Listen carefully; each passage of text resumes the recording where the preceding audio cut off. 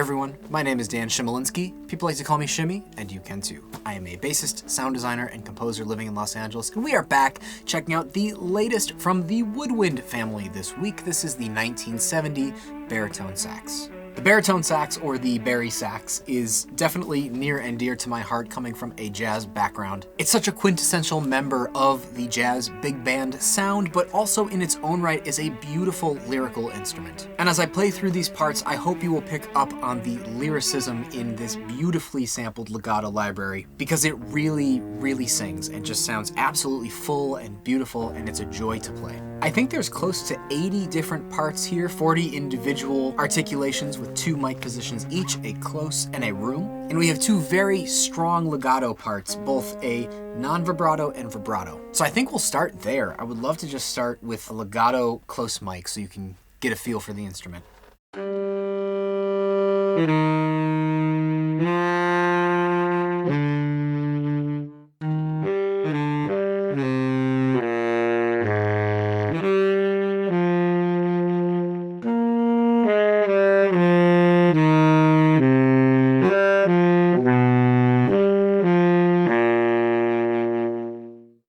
Just a beautiful, full, but yet still husky and sensitive tone. I love the timbre of this instrument, and the legato is just so easy and fun to play. I want to give you an idea of what the room sounds like, so we'll do that same exact part, but the room version.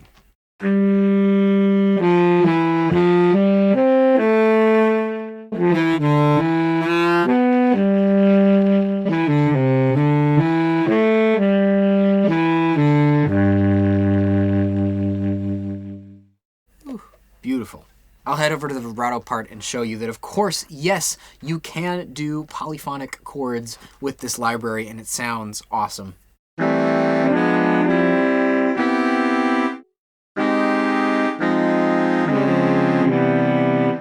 That's just so fun.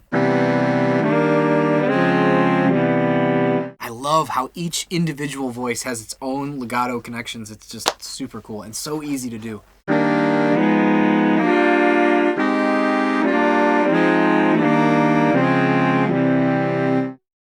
So cool. But aside from the legato stuff, you also have a group of awesome articulations. You have a handful of arcs at different volumes and lengths. This is what forte long sounds like.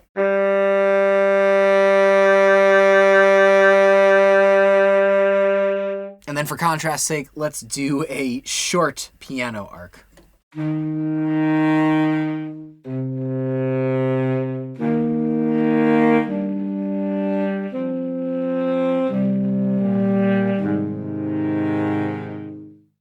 Very, very cool. So that is the full spectrum of what you get with arcs. But then you get some specific articulations like da-da-das.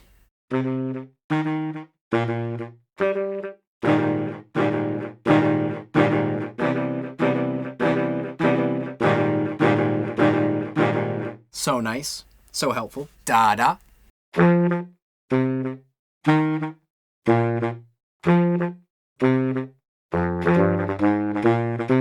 I should really use this to teach my students swing rhythms, because that's very, very helpful.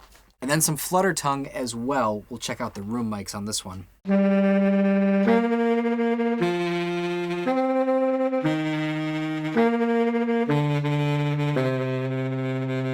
The space is not huge, but it's just enough to give you that kind of like Studio B sound, if you know what I mean. Just a little reflection. You get some marcato as well, which, while not legato, definitely sounds very, very good when you're playing melodies. I'm going to turn on dynamic sustain for this to show you what I mean.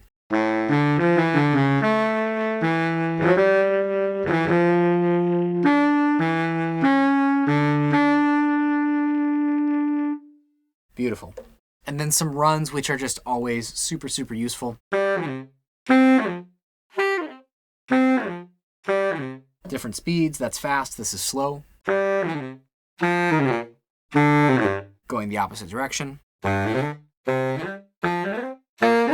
full octaves in both directions as well.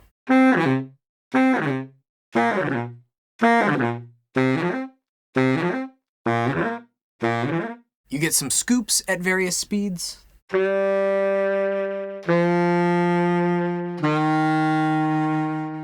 little bit slower.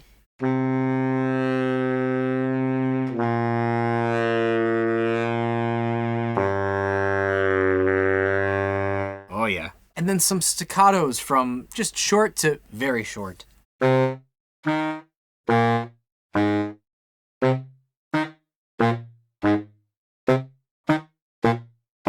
That is so useful. I mean, just to have that kind of level of control and shortness and punchiness from a baritone sax.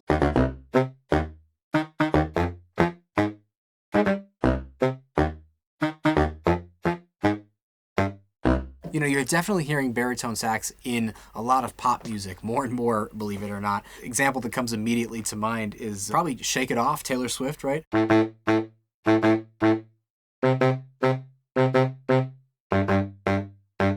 So having that kind of a sample library is super, super useful. It's such a funky instrument, right? I think the baritone sax is awesome because the range of dynamic possibilities is huge. Just by changing your articulation slightly, you can go from a kind of beautiful and lyrical to really like punchy and funky. You have some non-legato sustains as well.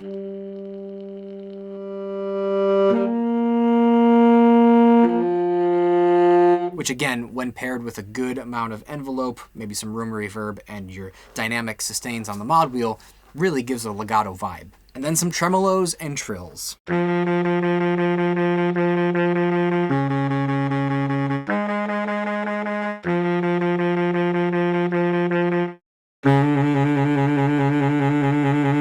Both a half step and a whole step. And then I love these guys, triplets and tuplets.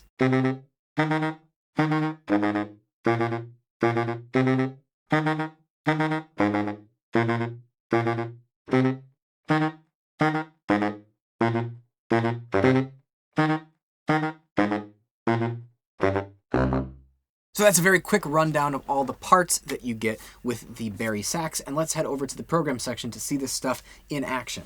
Now immediately you will notice that we are implementing our new naming system here. You're going to notice that some of these programs are just named what the parts are named. So like for example, arc long, forte, arc long, mezzo forte, these are just the names of the parts. But it gives you both mic positions very quickly, as well as a full setup rack section here and some light effects and EQ. So for example, if I were to choose the marcato part, you'll see that I have both mic positions queued up with one toggled off.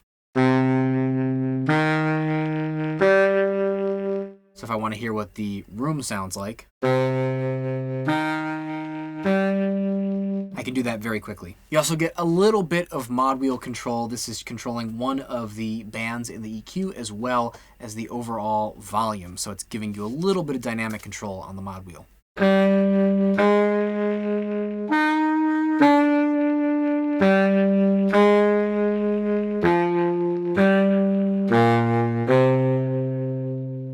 But you know, I had to do some fun ones as well, and we will start with nothing more fun than an ARP. This one's called Happy ARP.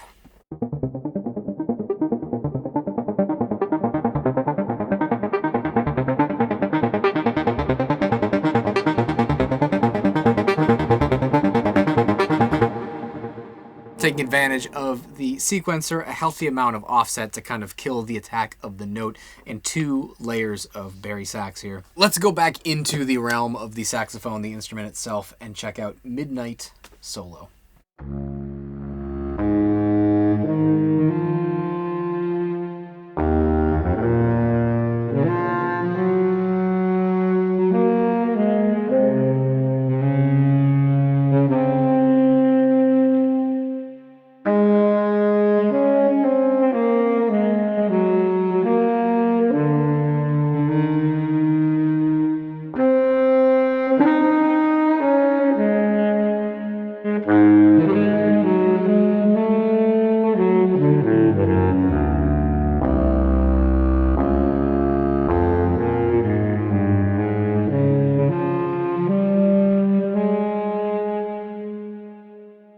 I could literally play that all day. That's just, it's so fun. Sax and reverb, man, that's a match made in heaven. Makes me want to play some Duke Ellington, you know?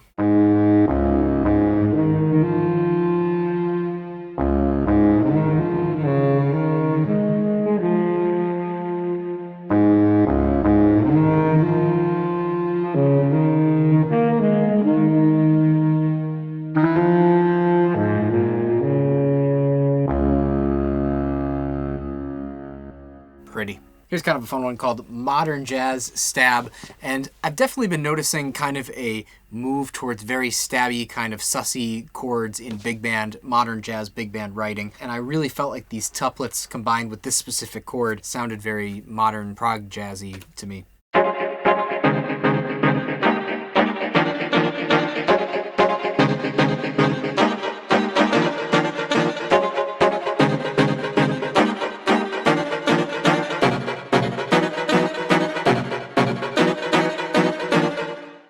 Here's a nice one called Peace Through Octaves.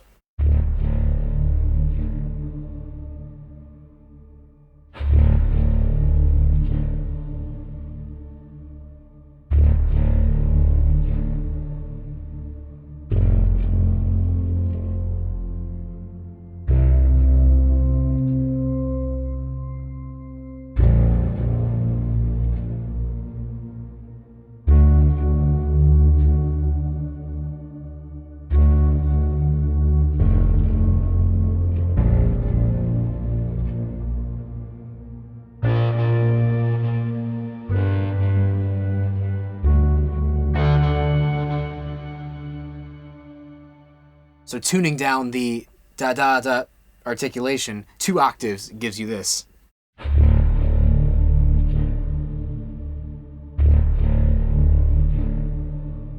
And then you bring in another instance of that, but tune it kind of a tenth above. And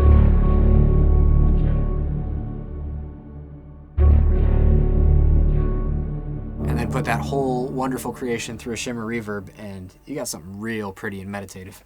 Speaking of meditative, this one is called Calm Meditation.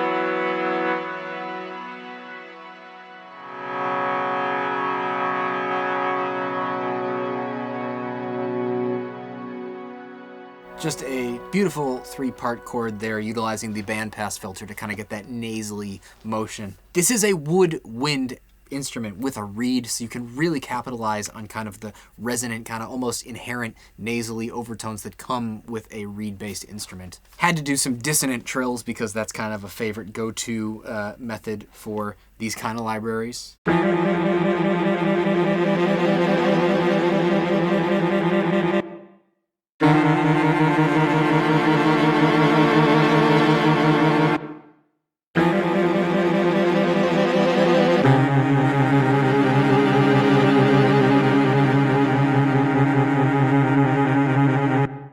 Great to even filter that down even more if you want to kind of have it just being some kind of undertone thing, but sounds great, right? And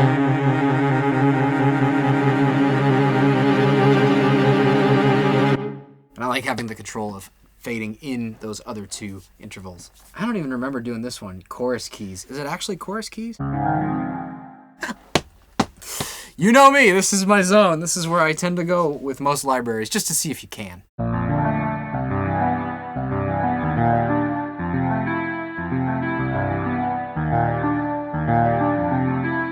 Can you hear the saxophone in there? That kind of like, it's in there. It's just got a lot of offset filtering, chorus, plate reverb, compression.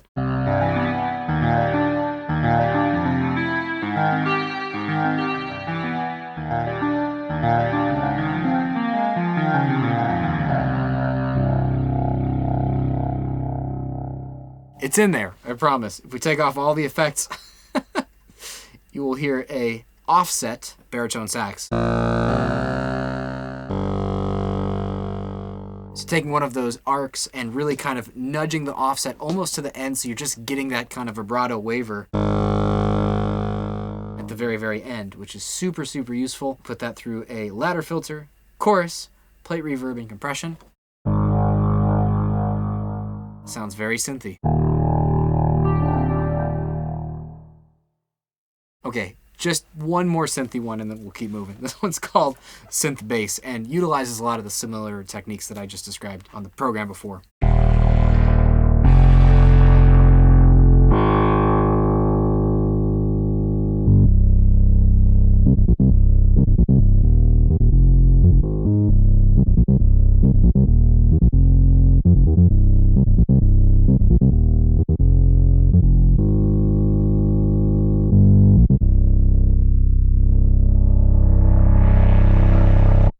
Grizzly, right? 3 layers of Barry sax to make that. Super sick. Here's one called Chordal Support, and I came up with this concept for the piccolo library, but I liked it so much that I wanted to try and implement it in the Barry sax library, because who does not love Barry sax ensemble?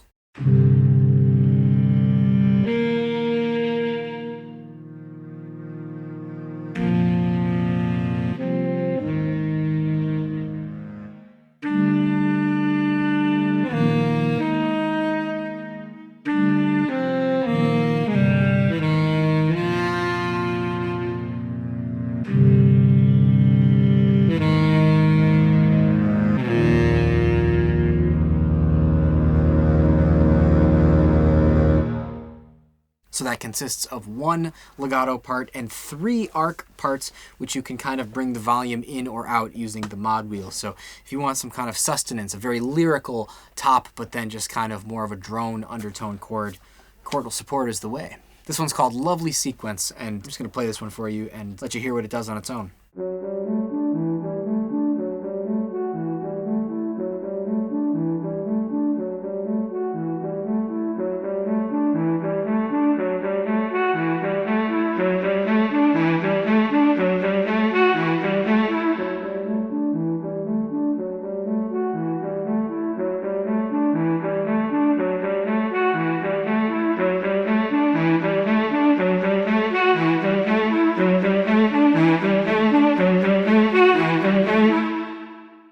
Pretty. So just 2 layers of sax plus a little bit of LFO action on the micro pitch to sort of give a tape chorusy effect to the sax as you start to open the filter and kind of give it a little bit of processing dynamic control. Now I am all for creating articulations that do not exist through the tools that you have in Soundpaint. A good example of this is slap tongue. They didn't sample a slap tongue kind of sound, and to me that's really a cornerstone of Barry sax playing. And so what I've done here, both with a staccato version and a sustained version, is I've had the envelope quickly decay to about half volume of the part. So it's giving a little bit of a kind of an immediate kind of tapping sound and bringing it down very fast. I'll show you what I mean.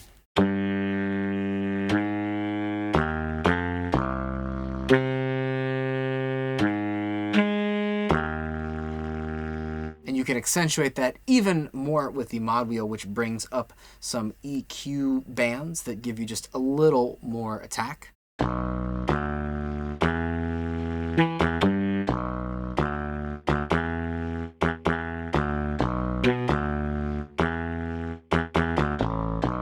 So that fast attack is giving that kind of initial slapping sound that kind of emulates slap tongue. And with the mod wheel, you can kind of bring up that frequency right there to give you just a little more accentuation.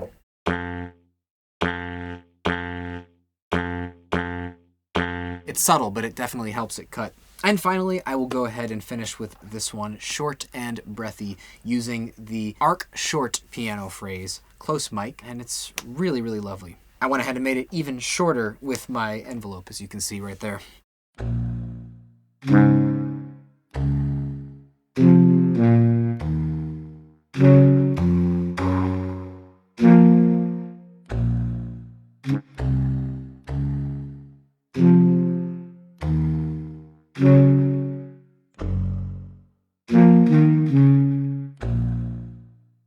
really, really nice. So yeah, this is a beautiful, beautiful library. I absolutely love it. It's really elegantly sampled, and I feel like it just has this sort of breathy characteristic to it that's just so sensitive and vulnerable, but at the same time can be really, really funky and used for some awesome effects. Of course, I'm biased. I'm a little partial towards the Barry sax because it is the base of the saxophone section, but I am so glad to have this in Soundpaint, and I can't wait to see how you all use it. Anyway, thanks so much for tuning in. This is Chimy, signing out. Take care.